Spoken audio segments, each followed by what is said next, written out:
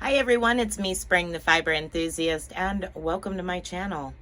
Get yourself a nice hot cup of coffee or tea or something cold to drink. Yeah, sit back, kick your feet up, and take a gander at what I'm up to on the loom. I am doing this particular one for the very first time. So there may be some mess ups along the way.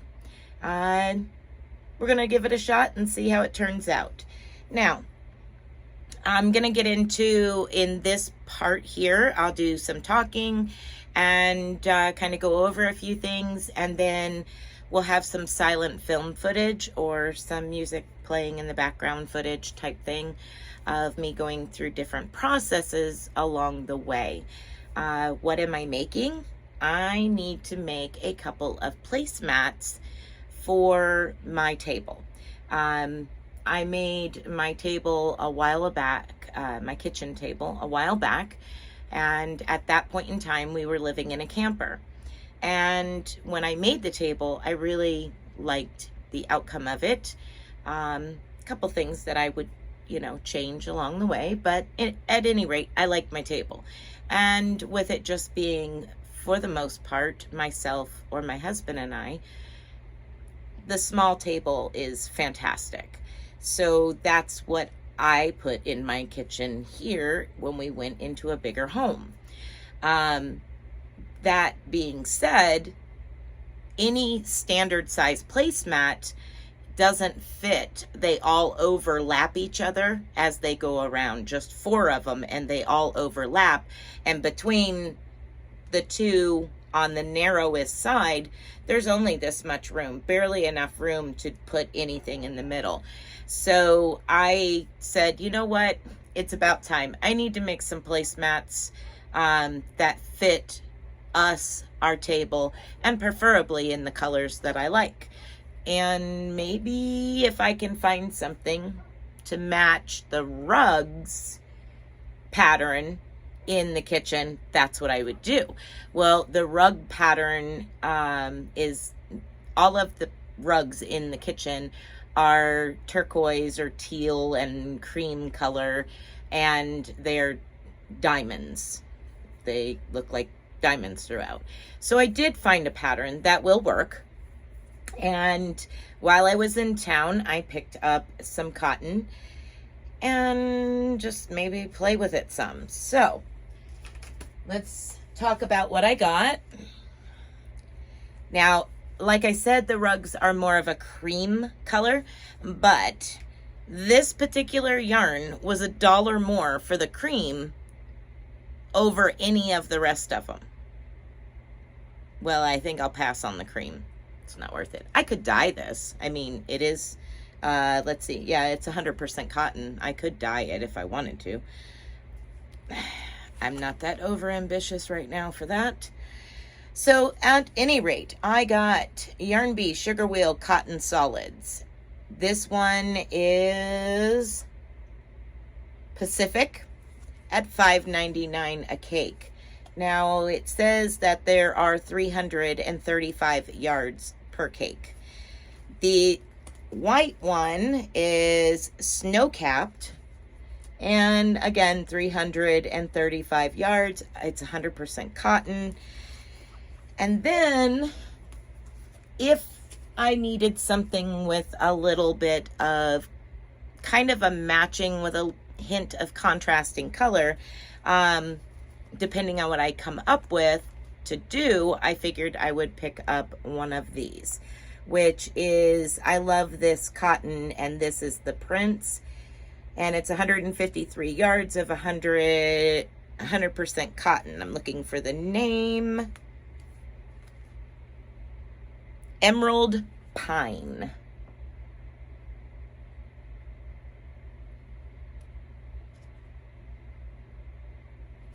So there you go. So just in case I decide to start and end, so at each side of the pattern there would be this color, or maybe all the way around. I hadn't really given it much thought yet as to the color scheme layout. So I know I'm using these. We'll find out how they go. Now, with previous videos, weaving videos that you all have seen, or if you haven't, you can go back and watch weaving videos that I've done. It was using one heddle and maybe a pickup stick, depending on which video you watch. Well, for today's video, or this particular series of videos, however it ends up, I will be using 2 heddles.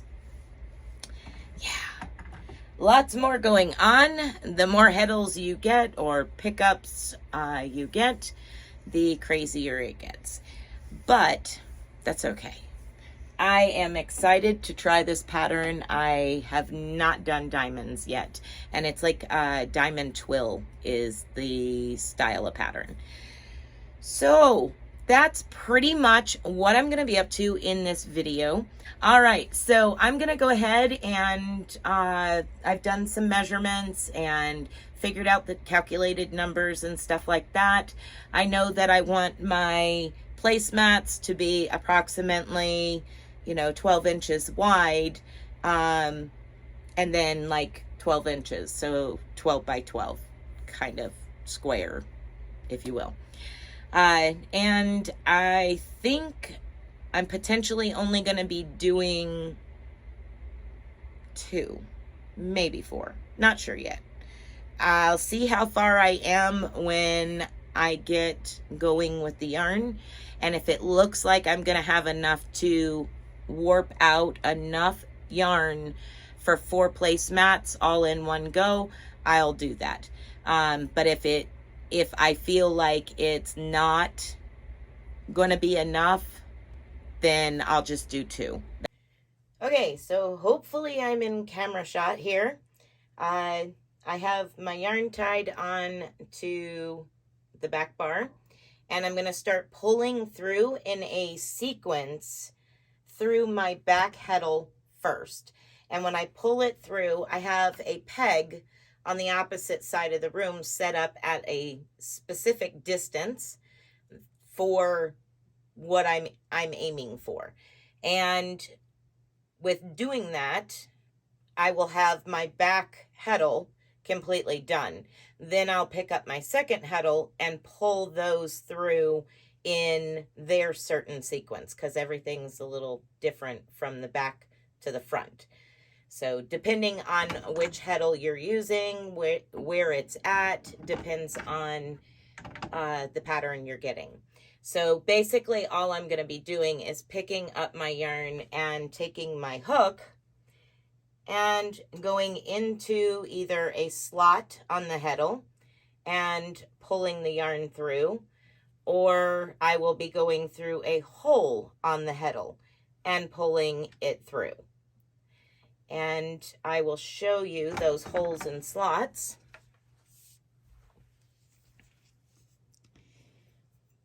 So right here we have a slot, and then next to it is a hole. So each one of these will carry a certain number of threads or yarn to identify which part of the pattern they're going to be doing. Now there is a right and a wrong side to the heddle, this particular one specifically. There is a raised side. Let's see if I can get it to focus in. And there is a flat side.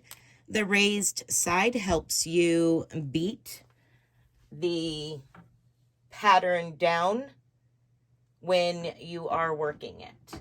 So I'm actually, due to the distance, I'm going to set it in the front heddle carriage, just so that way it's easier for me to work. And then after I've got it completely warped, I will move it to the back and then pick up my second heddle and warp it. So let's go ahead and get started. I'm going to grab my chart that tells me how many strands and which one it goes through. And I'm going to go ahead and get started with that.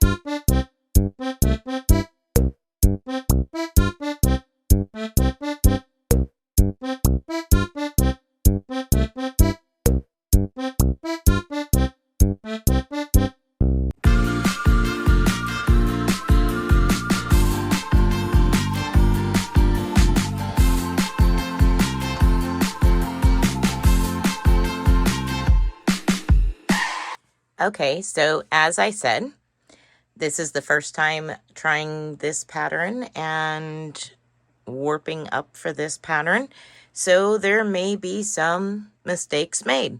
Well, I found a mistake already that I did not like, so I removed all of the yarn off of the loom except for one at each end. And now I am going to thread them or load my loom individually. Each individual one, I'm going to go ahead and pull each individual one through where they need to go and tie them on accordingly. So yeah, now that I have all of these off, untangled, and cut in half and separated, I'm ready to start that process.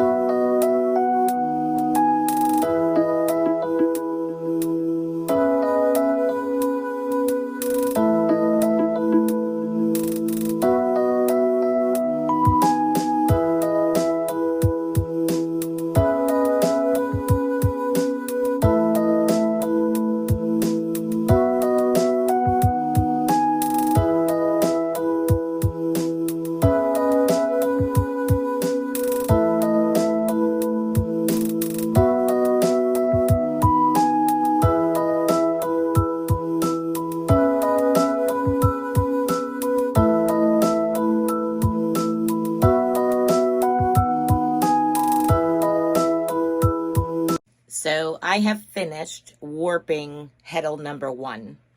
And this is all of the yarn that I have left from the first cake, which is my warp thread. So we're good. I'm covered. I had plenty left over. No big deal. If I need to make another one, I would probably have to get another cake in order to make another one.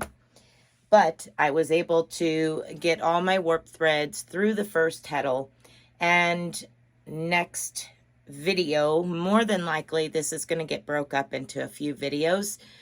The next video, I will show parts of setting up the second heddle and pulling through the second heddle and tying on the final tie-on to this front bar and getting it set up for weaving and possibly weaving. We'll see. So yeah, right now I'll go ahead and take a picture of where we're at with the first heddle. I'm going to go ahead and get it moved back to its proper seat. And that way I can start working on the next one. Hopefully, maybe it'll get broke down enough that you're not overwhelmed with too much video. And you'll understand when we get to the weaving part why each step is so pertinent. But yeah, that's probably going to be it for me for this video. So be blessed, be a blessing, and until next time, everyone, bye for now.